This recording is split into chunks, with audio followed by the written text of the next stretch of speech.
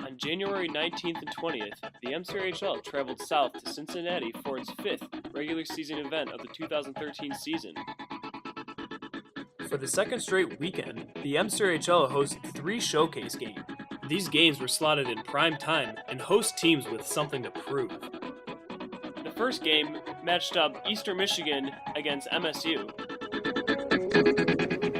Eastern Michigan came into play red hot with 11 points in their last 6 games and jumping up to the number 7 spot in the nation. After a recent drop in the polls to number 12, Michigan State was looking for their first win against Eastern Michigan this year. Michigan State jumped out to an early 2-goal lead with this goal off the stick of Alex Gamikia, banking it off with Kevin Osborne's back. My granddaddy came sober, count all the fingers and the toes. Now I suppose you hope the little black boy grows. 18 years younger than my mama, but I really got. Both teams' offense took a back seat to good defense and even better goaltending by Kevin Osborne and Jason Strauss. Let's name a Pam, same father as the first, but you don't give a damn. Irresponsible, plain not thinking. Papa said chill, but the brother keep winking. Still he won't down, he would tear out your hide. On your side while the baby make a slide. When mama got wise to the game, the youngest of 5 kids, hun, here it is. After 10 years without no spouse, mama's getting married in the house. Listen, positive over negative, for the woman a master. Mother Queen's rise in the chapter. Deja vu, tell you what I'm gonna do when they reminisce over you, my God. Strauss kept the Spartans ahead the whole game, allowing only 1 goal on 16 shots.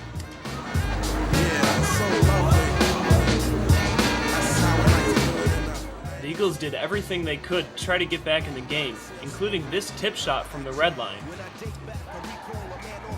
But the refs were right there and disallowed the goal due to a high stick. Goldchuck tried to plead his case, but it was to no avail.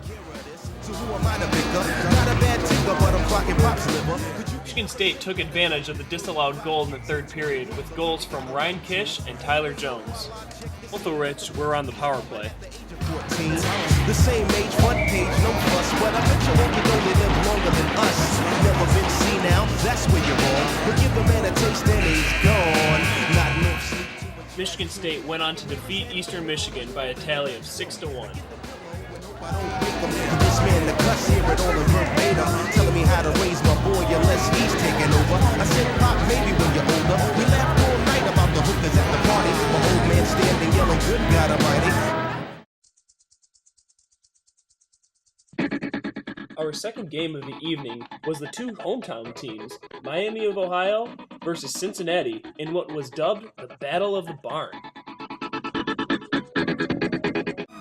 The Redhawks came into play as the only undefeated team in Division II and were looking to keep the ball rolling. The Bearcats stumbled entering this game with 1 win in their last 4 games, but have shown they're the only MCRHL team so far to stick with Miami. Each team went toe-to-toe in the first period. Matthew Fisher tied the game at 1 with this goal on the power play.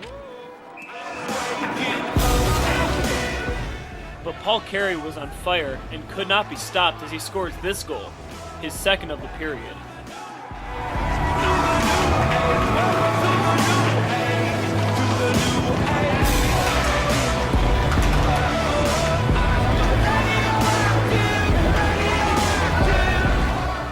Cincinnati was able to keep the game close until the 7-minute mark of the second period, when Miami decided to turn on the afterburners and buried the Bearcats. It's a revolution, I suppose. We're painted red to fit right in. Whoa. Breaking in, shaping up, then checking out of the prison bus. Paul Carey led the Redhawks with 5 goals and 2 assists in a 12-4 beating of their crosstown rivals.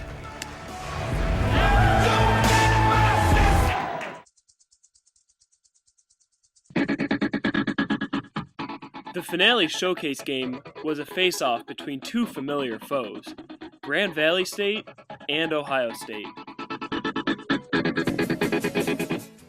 The Lakers were red hot to start off the season, but have since cooled off. They look to turn things around in this game. Ohio State has been looking for that signature win and plan to get a big W against Grand Valley, which would be a huge confidence booster as the season progresses.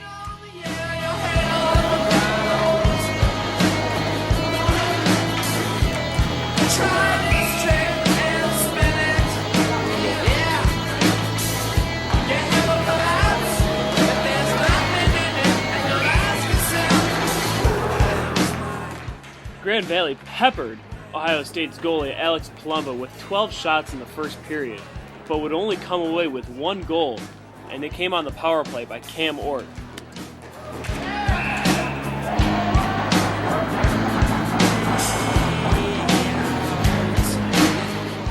A rather eventless second period was preceded by a goal-filled third. 7 goals in total were scored, but the most important one came with just over a minute left, off the stick of Nick Dow from Grand Valley.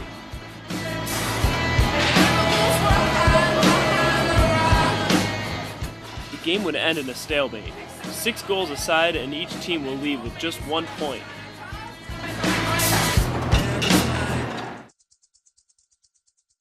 That concludes our showcase game highlights. A special thanks to everybody who helped make this possible. Our next weekend event is a doozy. Teams will be traveling to Palatine, Illinois, where we'll be hosting our annual MCRHL Interregional.